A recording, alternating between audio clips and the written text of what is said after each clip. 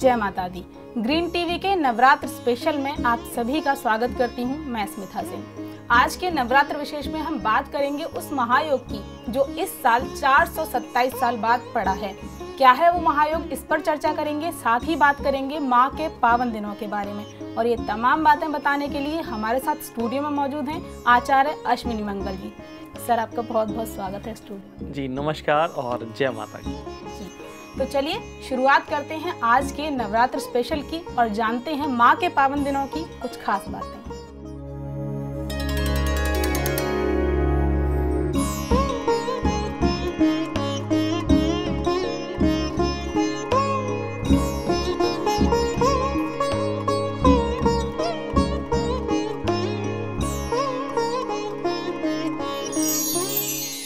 आचार्य जी, कहा जा रहा है कि इस साल 427 साल बाद वो महायोग पड़ा है जो 427 साल पहले पड़ा था। क्या वो महायोग है और ऐसा क्या योग है जो बहुत शुभ माना जा रहा है जो इस नवरात्र पड़ा है? जी, बहुत ही अच्छा योग है गज केसरी योग। बृहस्पति और चंद्रमा के इकट्ठे होने की वजह से गज केसरी योग होता है। और गज केसरी योग वाले दिन यदि हम पूजा अर्चना करते हैं तो बहुत सारे धन की प्राप्ति होती है। तो भक्तों के लिए ये नवरात्रे बहुत ही अच्छे हैं क्योंकि 10 नवरात्रे हैं और इन नवरात्रों में पूजा अर्चना करने का विशेष महत्व है। 10 नवरात्रों में से 8 नवरात्रे ऐसे हैं जिसमें कोई ना कोई योग जरूर बना हुआ है। रवि योग, द्विपुष्कर योग, अलग अलग तरह के योग बने हैं और इन योग पर यदि हम पूजा अर्चना करते हैं तो बहुत ही आनंद आता है। इसलिए यह योग बहुत ही महायोग है और इस योग में हम पूजा अर्चना विशेष तौर पे यदि कुंडलिनी जागरण करने का प्रयास करते हैं तो सफलता अवश्य मिलती है। जी, कुंडलिनी जागरण जो आपने बताया अगर वो करते हैं तो सफलता अवश्य मिलती है। सर, एक खास बात है कि हमारे जो ज्यादातर दर्शक हैं वो कृषि से जुड़े हुए हैं, तो उनके लिए एक खास सवाल ये कि कृषि से जुड़े हमारे जो किसान भाई हैं वो इस नवरात्र माँ को कैसे प्रसन्न करें कि कृषि में भी बरकत हो। जी बिल्कुल, ये कृषि का ही त्योहार है, कृषि का ही व्रत है, पूजा अर्चना है क्योंकि जौ के बीज को बोया जाता है और किसान अगर पूजा अर्चना करते हैं, नवरात्रों में खास तौर पे पूजा अर्चना करते हैं तो पूरे वर्ष उनको फायदा मिलता रहता है। तो इस वर्ष बहुत अच्छी फसलें होंगी।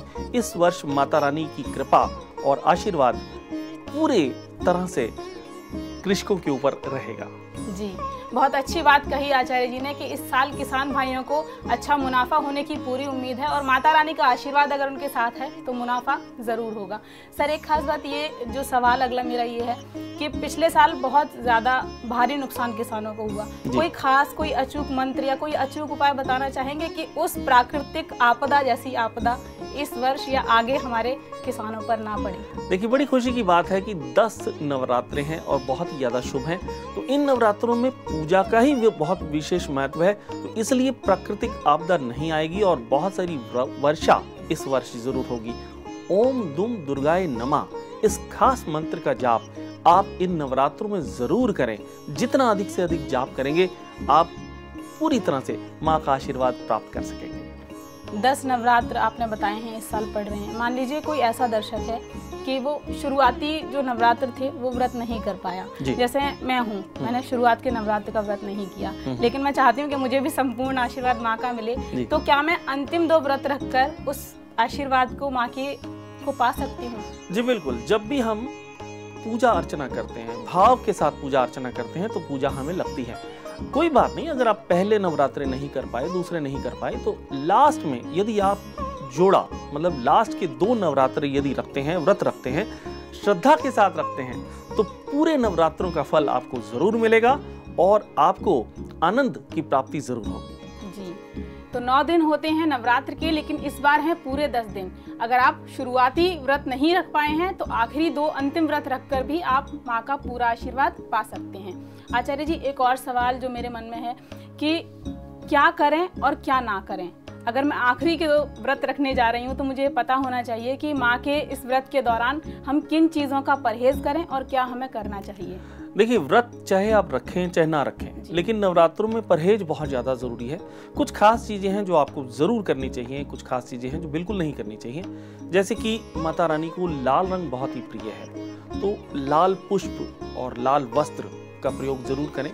माता रानी के लिए पूजा अर्चना आप श्रद्धा के साथ में करें और साथ ही साथ में सुबह और शाम के समय में आरती जरूर करें, दीपक जरूर जलाएं।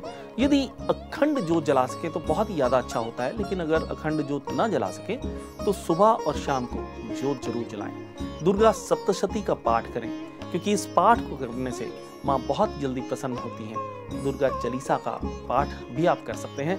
माँ की आरती करें, थाल सजाएं, आरती करें और आरती से माँ बहुत जल्दी प्रसन्न होती हैं। पुष्प की माला उन्हें चढ़ाएं। सुहाग का सामान आप माता रानी को चढ़ा सकते हैं। श्रद्धा और भक्ति के साथ में माता रानी का उपवास करें। यदि आप सारे व्रत नहीं रख सके तो लास्ट के 2 व्रत जरूर रखें। नवमी के दिन कंजक का पूजन जरूर करें। 9 कन्याओं को घर में बुलाकर यथा योग्य जितना समर्थ आप में है उस समर्थ के अनुसार उनको दक्षिणा देकर विदा करें। उनसे आशीर्वाद जरूर प्राप्त करें और मन में विचार करें कि माता रानी ही घर में प्रवेश किया है, तो उनका आशीर्वाद आप जरूर लें। इससे आपको बहुत ज्यादा लाभ होगा। और नवरात्र काल एक अच्छा समय होता है। इस समय में आप अपना मन बिल्कुल शांत रखें, पूजा में लगाएं, घर में जोत जरूर जलाएं। लेकिन कुछ चीजें ऐसी होती हैं जिनका ध्यान आपको जरूर रखना है, तो उसमें आपको ब्रह्मचार्य व्रत का पालन करना चाहिए। जमीन पर यदि शयन कर सके तो बहुत ही अच्छी बात है, और यदि हो सके तो कैंची का इस्तेमाल ना करें, बाल ना काटे, नाखून ना काटे। इस प्रकार से चीजों का ध्यान आपको रखना है। आप लहसुन प्याज का इस्तेमाल बिल्कुल भी ना करें और तामसिक भोजन बिल्कुल ना करें, क्योंकि जितना पवित्र रहेंगे आप उतना ही पवित्र आपका मन होगा, उतने ही सात्विक आपके विचार होंगे और पूजा भी उतनी ही अच्छी कर पाएंगे आप। जी, तो आचार्य जी ने आपको बताया कि तामसिक भोजन आपको बिल्कुल नहीं करना है, चाहे आप उपवास रख रहे हैं चाहे नहीं रख रहे हैं। व्रत के दौरान तो बिल्कुल नहीं, और व्रत नहीं भी कर रहे हैं तो आपको लहसुन और प्याज खाने से नवरात्रों में बचना चाहिए। फिलहाल यहाँ रुकते हैं एक छोटे से ब्रेक के लिए, और ब्रेक के बाद लौटेंगे तो बात करेंगे माँ भवानी के स्वरूपों के बारे में।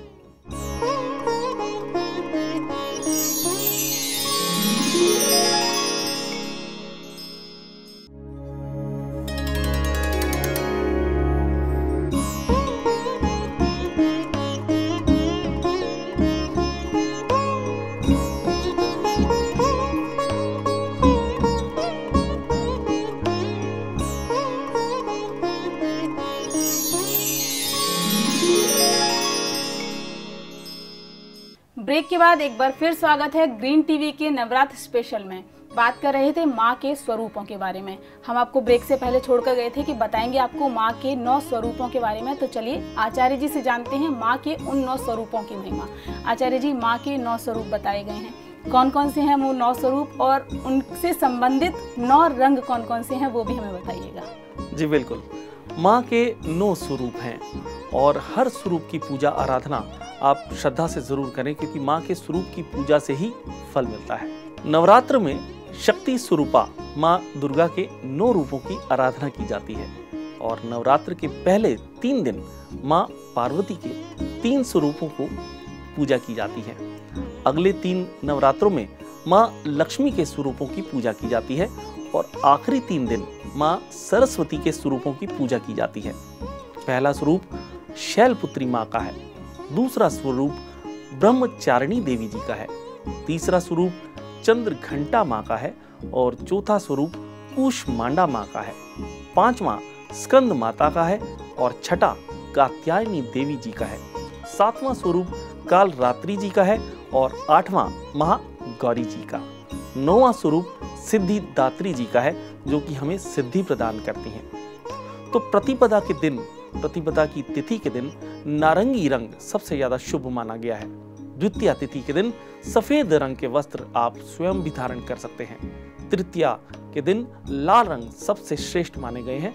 चतुर्थी के दिन गहरा नीला रंग सर्वश्रेष्ठ है। पंचमी के दिन पीला रंग, और षष्ठी के दिन ग्रीन कलर हरा रंग बहुत ही अच्छा होता है। सप्तमी के दिन ग्रे रंग, और अष्टमी के दिन बैंगनी रंग अच्छा होता है। आप ग्रीन टीवी देख रहे हैं तो नवमी के दिन पीकॉक ग्रीन सबसे अच्छा रंग माना गया है। जी बिल्कुल, तो आपको आचार्य जी ने बताया कि माँ के कौन से 9 स्वरूप हैं और कौन से 9 उनसे संबंधित रंग हैं। आचार्य जी, हमने 9 स्वरूपों की बात की, माँ के संबंधित जो रंग है इन स्वरूपों से, उनकी बात की। अब बात आती है वाहन की। मैंने कई जगह पढ़ा भी है, सुना भी है कि इस बार माँ जिस वाहन पर सवार होकर आई हैं नवरात्रों में, वो वाहन हमारे लिए यानी हम प्रजा के लिए, माँ के भक्तों के लिए बहुत शुभ है। उनका आगमन भी और उनका प्रस्थान भी। तो कौन सा वो वाहन है जिस पर माँ आई हैं और कौन सा वो वाहन होगा जिस पर माँ प्रस्थान करेंगी, वो भी हमारे दर्शकों को एक बार। जी जरूर। माँ इस बार अश्व पे आगमन हुआ है उनका, और अश्व बहुत ही अच्छा वाहन है, माँ का प्रिय वाहन है। लेकिन राजनीतिक के लिए, शासकों के लिए ये वाहन अच्छा नहीं माना गया, लेकिन प्रजा के लिए ये वाहन बहुत ही अच्छा है। तो घोड़ा प्रतीक है आगे बढ़ने का, तो हम सब आगे बढ़ सकते हैं मेहनत से, पूजा अर्चना से, श्रद्धा से, तो काफी ज्यादा लाभ हमें मिलेगा। लेकिन माँ प्रस्थान इस समय इस बार भैंसे के ऊपर कर रही हैं, भैंसा उनका वाहन होगा। तो इसलिए किसानों के लिए ये वाहन बहुत ही शुभ है। किसानों के लिए खेती बहुत ही अच्छी होगी और उससे उनको बहुत ही फायदा मिलने वाला है। जी, तो हमारे किसान भाइयों को आचार्य जी ने बताया कि भैंसा है जिस पर माता रानी यहाँ से प्रस्थान करेंगी। तो प्रस्थान जिस वाहन पर माँ करेंगी वो किसानों के लिए बेहद शुभ है। तो किसान भाइयों से कहा जा रहा है कि वो पूरे भक्ति भाव, पूरी श्रद्धा से माता रानी का आशीर्वाद लें, उनकी सेवा करें, पूरे भक्ति भाव से उनकी आराधना करें, माँ उनका कल्याण जरूर करेंगी। आचार्य जी, अभी आपने बताया कि वाहन जिस पर माँ आ रही हैं और जिस पर जा रही हैं वो प्रजा के लिए बहुत शुभ है, लेकिन राजनीति यानी एक तरीके से कहा जाए कि शासक वर्ग जो है, राजनेता हैं, उनके लिए शुभ नहीं है। ऐसा क्यों है?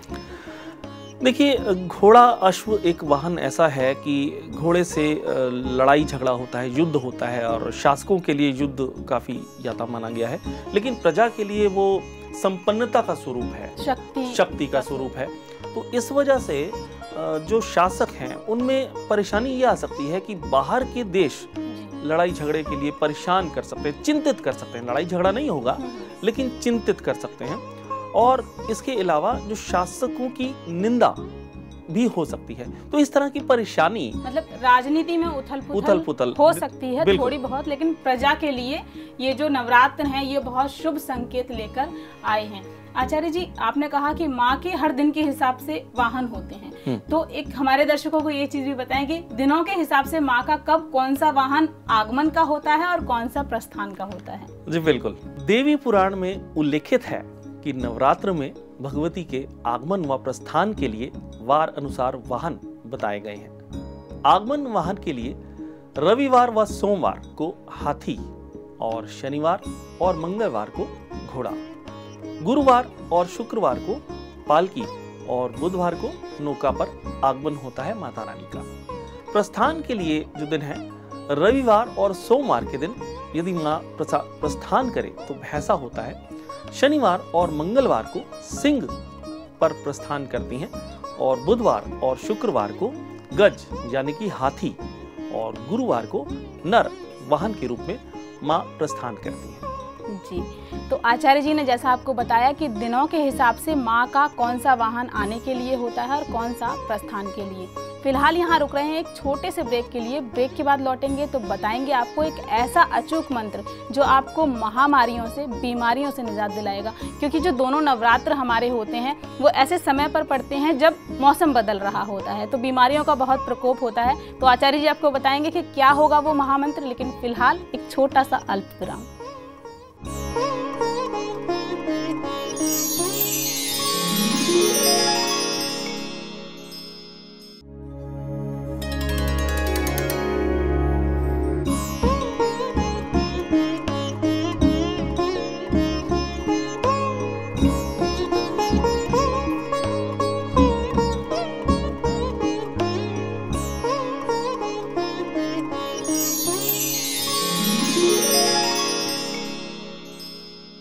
ग्रीन टीवी के नवरात्र विशेष में एक बार फिर आप सभी का स्वागत है। हम बात कर रहे हैं माँ के स्वरूपों के बारे में और इस नवरात्र पड़े उस महासंयोग के बारे में जो पूरे 427 साल बाद पड़ा है।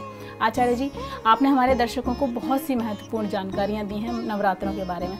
एक खास सवाल ये कि कहा जाता है कोई भी शुभ काम जो आप किसी मुहूर्त में नहीं कर सकते, नवरात्र में कर सकते हैं। क्या क्या काम हम नवरात्र में कर सकते हैं, शुभ काम जो हम रोक कर बैठे हैं कि नवरात्र में ही करेंगे, उनमें सबसे शुभ क्या हो सकता है जो नवरात्र में करें तो फलदायी होगा? देखिए, नवरात्र एक ऐसा समय होता है जिसमें कोई भी शुभ काम किया जा सकता है। किसी भी तरह के कोई भी मुहूर्त को नहीं देखा जाता, इसलिए शुभता इतनी ज्यादा होती है, ग्रहों का योग इतना अच्छा होता है कि हम किसी भी काम को बिना देखे ही कर सकते हैं। जैसे कि आपने यदि रत्न लेने हैं तो उज्जवल रत्न आप खरीद सकते हैं इन नवरात्रों में, अर्थात प्राण प्रतिष्ठा किए हुए रत्न अगर आप लेते हैं तो आपको बहुत फायदा होता है। इसके अलावा आप सोना खरीद सकते हैं, सोना बहुत ही अच्छा होता है। सोना यदि आप नवरात्रों में खरीदते हैं तो उससे आपके घर में महालक्ष्मी का आशीर्वाद हमेशा मिलता रहता है। इसके अलावा जमीन खरीद सकते हैं, आप भूमि खरीद सकते हैं, किसी भी प्रकार की भूमि खरीद सकते हैं। तो कोई भी शुभ कार्य, शादी विवाह से जुड़ा हुआ या कोई भी शुभ कार्य आप इन नवरात्रों में शुरू कर सकते हैं। जी, बहुत अच्छी बात आचार्य जी ने बताई कि कोई भी शुभ कार्य जो आप कभी भी से रोक कर बैठे हैं, आपने सोच रखा है कि तभी करेंगे जब नवरात्र आएंगे, तो आप नवरात्र में बेझिझक होकर वो शुभ काम अपना कर सकते हैं। आचार्य जी, जो ब्रेक पर जाने से पहले हम बात छोड़कर गए थे कि महामारियों का बहुत प्रकोप होता है दोनों ही नवरात्र, शारदीय नवरात्र के समय पर भी और जो हमारे चैत्र के नवरात्र आते हैं उस समय पर भी। तो महामारियों से माँ निजात दिलाएं हमें, ऐसा हम क्या मंत्र जप सकते हैं या ऐसा कोई उपाय जो माँ को प्रसन्न करे और माँ हमें महामारियों से मुक्ति दिलाएं? जी, माँ की पूजा यदि श्रद्धा से, भक्ति से की जाए तो माँ बहुत जल्दी प्रसन्न होती है। तो मंत्र है, या देवी सर्वभूतेषु माँ शक्ति रूपेण संस्थिता नमस्तस्ते नमस्तस्ते नमस्तस्ते नमो नमः। तो इस खास मंत्र का जाप करें, माँ बहुत जल्दी प्रसन्न होंगी और महामारियों के प्रकोप से आपको बहुत जल्दी निजात मिलेगी। जी, तो आचार्य जी ने आपको मंत्र बताया है, या देवी सर्वभूतेषु शक्ति रूपेण संस्थिता नमस्तस्यै नमस्तस्यै नमस्तस्यै नमो नमः। इस मंत्र का अगर आप उच्चारण करेंगे, जाप करेंगे तो ये आपके लिए बहुत फलदायी होगा, बीमारियों से आपको मुक्ति दिलाएंगी माता रानी। आचार्य जी, एक अचूक उपाय जाते जाते जो हमारे दर्शकों के लिए आप बता सके कि वो उपाय अगर आप करेंगे तो माँ का संपूर्ण आशीर्वाद आपको मिलेगा, तमाम भय से मुक्ति और संकटों से मुक्ति हमें इस नवरात्र माँ दिला देंगी। माता रानी की कृपा हमारे ऊपर हमेशा बरसती रहती है। यदि हम श्रद्धा के साथ में, भक्ति के साथ में, तन्मयता से पूजा अर्चना करते हैं तो विशेष लाभ मिलता है। तो माँ की ज्योत इन नवरात्रों में जरूर जलाएं आप। ज्योत यदि घर में कोई भी जलाए, आप उस ज्योत को देखते रहें, एक टक देखते रहें, जिससे कि आपकी कंसंट्रेशन, आपकी एकाग्रता बढ़ेगी और आप अपने कार्यों को बहुत ही अच्छी तरह से कर पाएंगे।